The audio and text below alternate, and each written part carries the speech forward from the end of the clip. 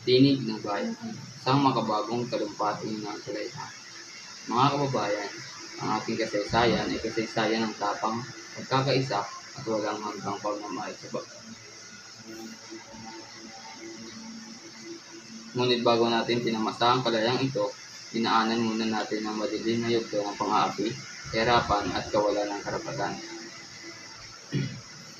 Ngayon, bilang isang makabagong lider ng sambayang Pilipino, ako'y tumatayo sa inyong harapan upang sariwain ang ating pinagmulan at ipaalala na ang apoy ng kalayaan ay hindi pa na dapat namamatay. Noong panahon ng mga Kastila, ang ating lipunan ay puno ng kawalang katarungan. Ang mga Espanyol ay may kapangyarihan, samantalang ang mga Pilipino ay alisin sa sarili nilang bayan. Hindi tayo pinayagang makapag-aral ng patas. Ang mga buwis ay mabigat. Ang simbahan at pamahalaan ay magkasabwat sa pang-aabuso, at ang ating boses ay pinatahimik.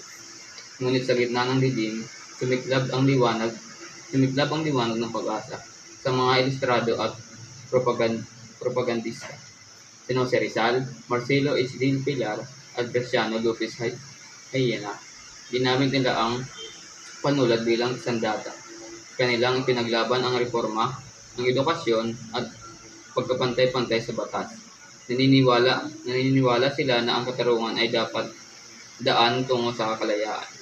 Ngunit mga kababayan, bingi ang pamahalaang Espanyol sa panawagan ng pagbabago, at kung ang panulat ay hindi sapat, kailangang kumilos ang espada.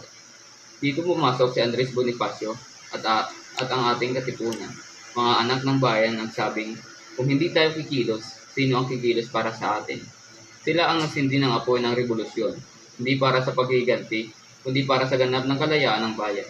Sa kanilang tapang, nagsimula ang revolusyon sa nagising sa diwa ng bawat Pilipino.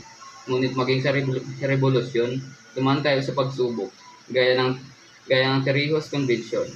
Doon, nakita natin ang mga pagkakaiba ng pananaw, ang sigalot sa pamumuno, subalit isa lang ang aral. Ang pagkakaisa ang tunay na sandata ng tagumpay. Mga kababayan, ang ating kalayaan ay bunga ng dugo, pawis, at sakripisyo ng ating mga ninuno. Ngunit ang laban para sa katarungan at pagkakaisa ay hindi pa tapos. Sa panahon ngayon, may mga bagong hamon, kahirapan, disinformasyon at pagkawatak-watak ng ating lipunan. Ngunit tandaan natin, tayo ang bagong katipunan. Tayo ang bagong tinig ng bayan. Kahit ako'y nananawagan, taguyod natin ang